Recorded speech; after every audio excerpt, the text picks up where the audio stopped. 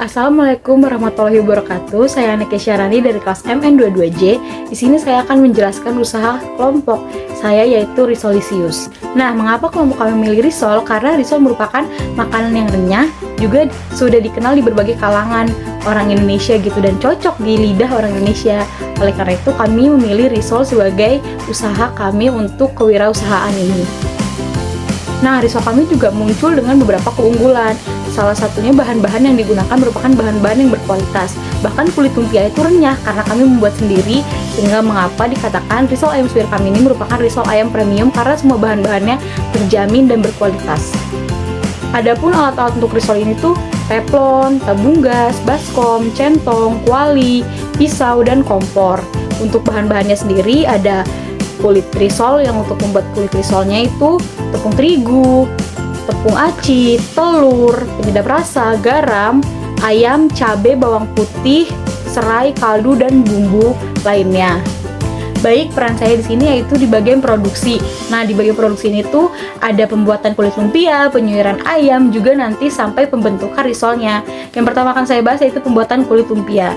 Kami punya slogan yaitu risol premium ayam suwir, risol ayam suwir premium, karena kami membuat sendiri kulit lumpianya. Nah, caranya bagaimana? Caranya itu dengan kami menyatukan air, membuat adonan air, tepung, itu tuh bumbu dijadikan satu adonan, lalu kami masak di sebuah teflon berbentuk bulat. Nah, itu untuk pembuatan kulitnya gitu. Lalu untuk pembuatan ayam suwirnya, yang pertama kami rendam dulu ayam selama kurang lebih 15-20 menit. Lalu setelah kami rendam ayamnya, kami suwir-suwir supaya nanti saat masaknya tuh lebih mudah gitu. Saat masak ayamnya lebih mudah karena udah disuwir-suwir terlebih dahulu. Nah, saat masak ayamnya ini kami campurkan semua bumbu, penyedap rasa, cabai, juga roiko, itu tuh supaya ayamnya ini memiliki rasa yang lezat gitu. Nah, setelah ayamnya sudah matang, itu tidak langsung kami buatkan ke dalam lumpia ini karena masih panas kan. Nah, setelah kami menunggu agak dingin, agak lumayan dingin, baru kami buat bentukan kulitnya ini. Mulai dari kami gebiarkan si kulit lumpianya ini, lalu kami isi dengan ayam suwir ini kurang lebih setengah sendok makan. Lalu setelah itu kami bentuk menjadi bentuk persegi gitu. Nanti saya akan kasih contoh fotonya. Nah, itu tuh kami olesi dengan telur supaya nanti saat kami mengolesi dengan tepung panir tuh si kulit lumpianya itu menempel dengan tepung panir sehingga mengeluarkan rasa yang renyah, memiliki rasa yang renyah gitu. Nah, itu untuk pembuatan produksi di Risolisius ini. Lalu berikutnya ada bisnis model kanvasnya. Di sini saya akan menjelaskan bisnis model kanvas yaitu key resources-nya. Nah, key resources di sini yang pertama ada SDM. Tentu ya, kalau misalkan nggak ada SDM, kami nggak akan bisa memproduksi dan juga kami nggak mempunyai pelanggan.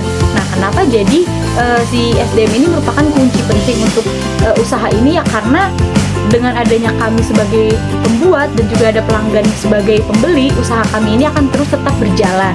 Oleh karena itu SDM merupakan hal yang penting untuk bisnis ini. Lalu yang kedua ada bahan baku. Kalau nggak ada bahan baku, ada SDM tapi kita tidak punya bahan baku, bisnis kami ini tidak akan berjalan. Oleh karena itu bahan baku sangat penting untuk bisnis ini. Mulai dari tepung tadi, terus ayam, bahkan penyedap rasa, itu merupakan kunci-kunci utama untuk terjadinya bisnis ini, untuk bisa menjalankan bisnis risol ini. Lalu yang terakhir itu ada tempat produksi. Nah, tentu ya kalau misalkan kita sudah punya SDM, kita sudah punya bahan baku, tapi kita tidak punya tempat produksi untuk melakukan bisnis ini, ya tidak akan tercipta juga bisnis risol ini gitu. Oleh karena itu tempat produksi juga merupakan hal yang penting. Tempat produksi yang memadai, juga alat-alat memadai itu merupakan hal yang penting.